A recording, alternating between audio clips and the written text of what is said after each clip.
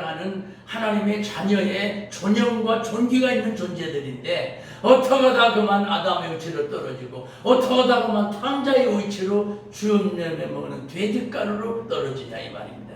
이것은 죄라고 하는 것입니다. 우리의 존영을 뺏어가는 것은 죄가 있는데 죄는 여러 종류가 있고요. 그리고 죄는 많으냐 작으냐 크냐 적으냐 문제가 되지 않습니다. 크든 많든 작든 관계없어요. 죄는 죄이기 때문에 다른 방법이 없어요.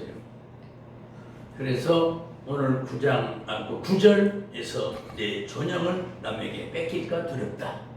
또 두 번째는요. 9절에 나옵니다. 내 수완을 전포자에게 뺏길까 두렵다. 우리의 수완. 우리가 아까도 우리 이 신문에 노년신문 어제 설교를 갔다가 많이 쌓았길래 몇십 명 갔다가 나눠주려고 가져왔는데 우리의 수명이 말이죠. 최소한도 노아처럼 120살을 살아야 되지 않겠어요? 요즘은 시대가 그래. 금방 우리 박 선배님 뭐라고 하잖아요. 요즘은 말이야 뭐 70이 뭐 청년이야. 아니 괜히 한 얘기겠어요? 시대가 그래요. 그래서 내 친구 장모님이 돌아가셨다고 해서 장례식장 갔다 왔어요. 언제 돌아가셨어? 예, 지금 94세에 돌아가셨어요. 그래서 그 김 목사, 내가 농담 잘하는 거 알지? 잘 돌아가신겨. 말이라도 아이고 안 됐네 이러질 않았어요. 그냥 친한 사이니까 아이고 잘 돌아가신겨. 그래서 호상이라고 그러잖아. 94세에 돌아가시면 본전 다 뽑고도 남았으니까 밥이나 먹고 가겠네. 웃고서 나왔습니다. 정말 그럴 때마다 저는 개인적으로는 속이 상하고 슬픕니다. 우리 어머니는 한갑도 못 잡수고 돌아가셨기 때문에. 네. 그럴 때마다 눈물 납니다. 사실은. 친구들한테 나는 고하다. 나를 괴롭히지 말아라. 또 우리 와이프한테 얘기하면 와이프가 당신 몇 살인데 고하라고 하냐고. 몇 살이 중요한 게 아니다. 나는 부모가 없으니까 고아니냐. 여러분, 우리의 수화는요, 길다고 좁고 짧다고 나쁘다 그런 의미가 아니고요. 분명히 장수는 복으로 되어 있어요, 성경에. 아멘. 그런데 내 수완이 너에게 참보자에게 뺏길까 두렵다. 이렇게 오늘 9절에서는 말하고 있습니다. 늘 조심하며 절제된 삶을 살아갈 때 내 수완이 뺏기지 않고 결국 뺏기는 것은 불행입니다. 우리 존영이 남에게 잃어버리는 일이 없도록 우리 조심할 수 있기를 바라고요. 자, 세 번째는요. 10절로 넘어갑니다. 내 재물로 타인이 충족하게 될까 두렵다. 우리 재물이 많고 적고가 문제가 아닙니다. 내 생명과도 같은 소중한 재물을 왜 타인이 취합니까? 사기를 당해도 안 되고 강탈을 당해도 안 되고요. 부득이 사업하다가 실패해서 잃은 것이라고 하면 나의 부족한 것이나 실수나 운이 좋지 않아서 그랬다 치더라도 내가 타인에게 기정은 받고 증여는 받고 헌납은 받고 구제는 받고 없어. 사회사업, 구제사업, 전도사업, 교육사업, 공익으로 내 재산을 드렸다면 이건 기쁜 일이고 감사한 일이죠. 그런데 참 하나님께 얼마나 영광스러운지도 불구하고 어떤 보이스피싱한테 당했거나 하면은 얼마나 슬프겠어요. 이거 짧은 시간에 이런 얘기 안 해도 되지만은 보이스피싱 얘기 많이들 들으셨잖아요. 바로 이번 주일날 제가 설교를 하는데 내가 설교 잡고 어느 누구한테 맡겼어요. 누구한테 맡겼냐? 우리 교회 부목사로 있던 김 목사라는 사람이요. 시골 교회 제가 담임 목사 하다가 보이스피싱을 당했어요. 이건 기가 막히죠. 왜 그렇게 당했냐 그랬더니 이놈도 마음이 좋아가지고 그냥 누가 친구가 나 이렇게 얘기하는데 돈이 몇천만 원 필요하다. 그 돈 정도에 구할 수가 없겠냐. 그래가지고 어떻게 알아보고 해보자. 그럼 뭘 잡히고 뭐 어쩌고 해서 돈을 몇천만 원 꾸기를 했답니다.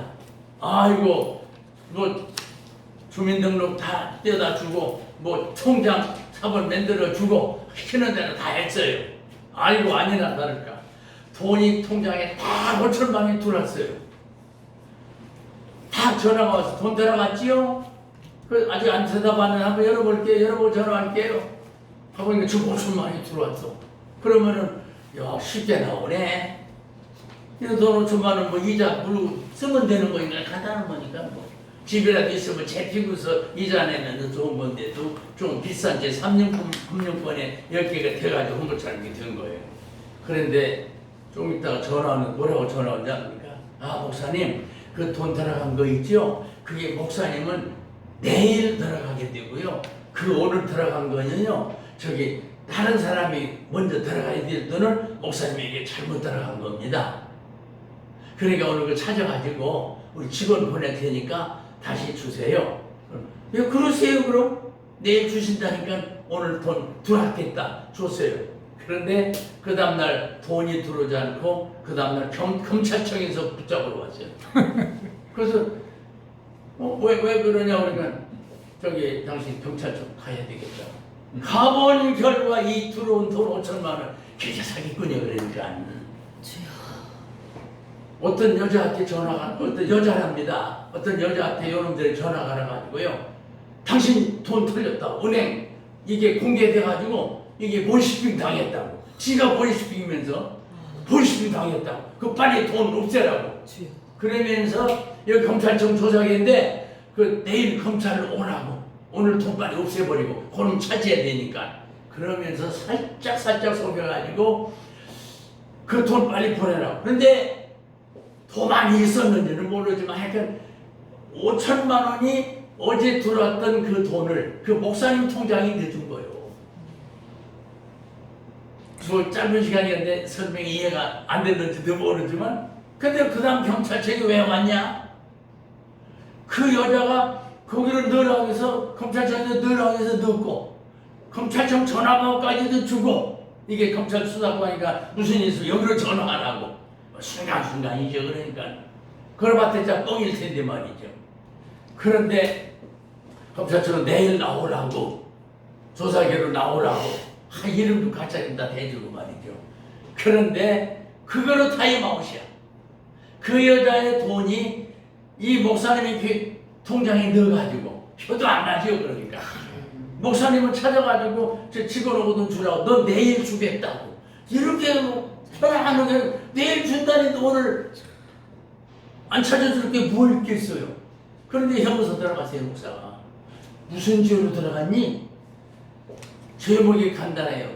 사기를 당했는데 저 여자가 사기를 당하는데 네가 사기 당하도록 방조했지 않느냐.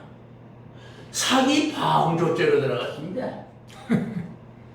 그래서 그런 죄목이 있어. 사기 방조죄. 사기 없는 걸 그냥 내버려도 저기 신고하지 않고 방조. 이 친구는 신고할 것도 없고 신고할 필요도 없고 무슨 신고를 합니까? 자기도 돈 얻었으려고 신청한 사람인데. 이야 순간적으로 이렇게 바꾸고 이렇게 바뀌어가지고 결국은 그냥 나중에 이제 이 여자가 그 목사님한테 당신 5천만 원 내 돈 내놔. 그 여자는 목사한테 돈 내놓아야 되는 하등 이유가 없습니다. 근데 통장이 목사님 통장인데 그럼 너 내 통장 어디서 알았어? 따지면 될 거 아니에요. 따지지 않겠어요? 문제는 검찰에서 고소시킨 거예요. 그래가지고 법원이 더 중요하죠.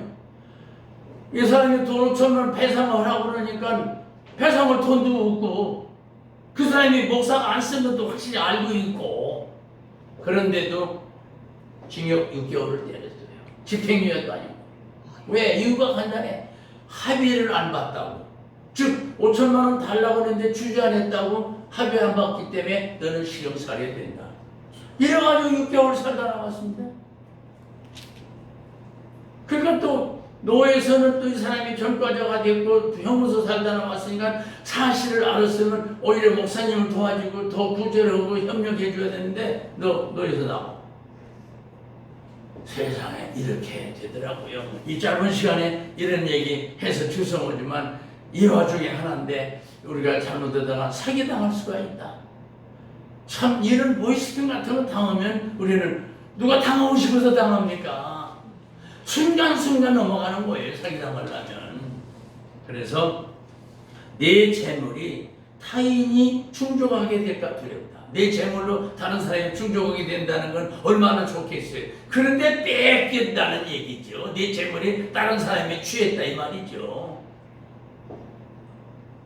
자, 마지막 10절 그런 얘기가 나옵니다. 10절에도 2건, 9절에도 2건입니다. 10절에서는 내 수고가 외인의 집에 있을까 두렵다. 네가 그렇게 수고하고 힘쓰고 애써 일했는데 네 수고한 값어치도 없이 내 것이 다른 사람의 집에 가 있으면 어떻게 되겠니? 이렇게 성경 10절에서는 그렇게 말하고 있어요. 내 수고한 거 내 집에 있어야지 왜 네 집에 가 있어? 좋은 노름이라고 음녀나 창기에게 빠지게 되면 한 조각 떡밖에는 없다고, 음란은 생명까지도 사냥하는 거라고 잠언 6장 26절에 말하고 있습니다. 폭력에나 휘두르고 화가 난다고 불을 지르고 배상 변상해 주게 되고 결국 내 재산이 외인의 집에 옮겨진다는 얘기입니다. 조금 이해하고 조금 참고 조금 생각하고 조금 기도하고 조금만 이렇게 좀 지혜가 있었다 보면은 이런 불상사가 생기지 않을 텐데. 마지막 결론은 11절에서 나옵니다.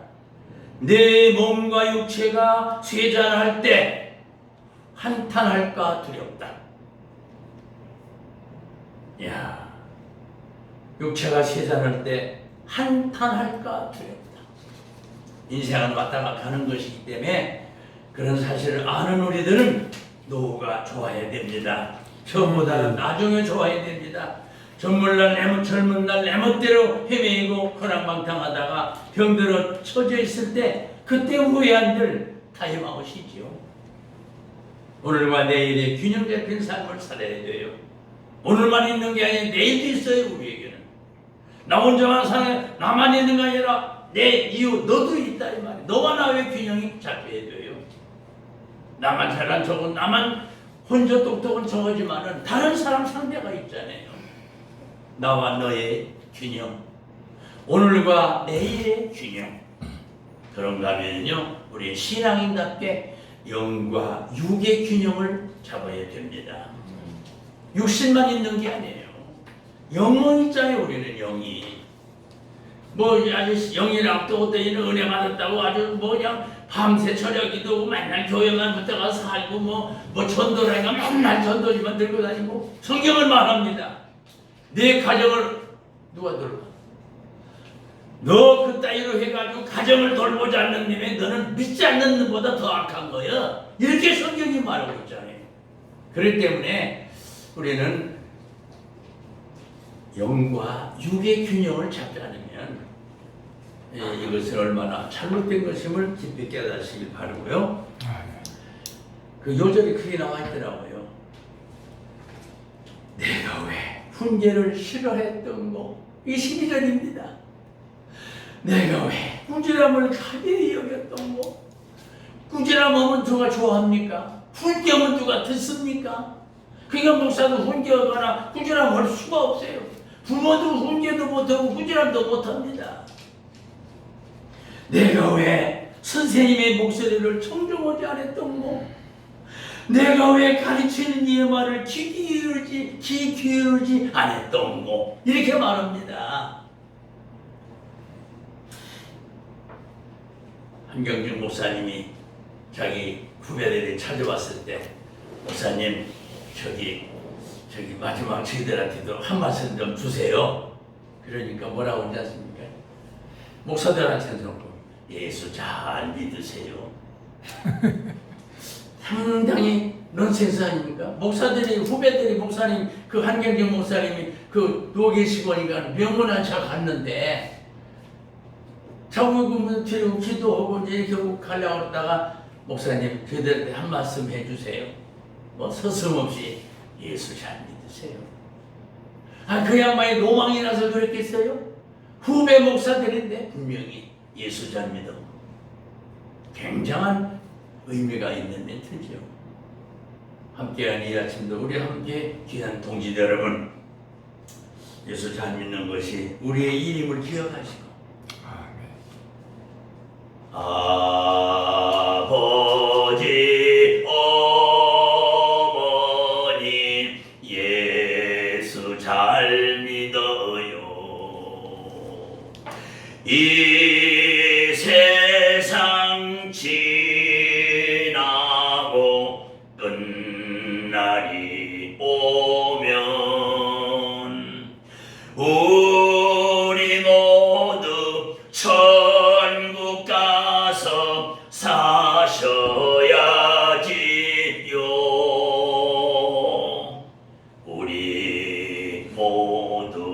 천국 가서 사셔야지요.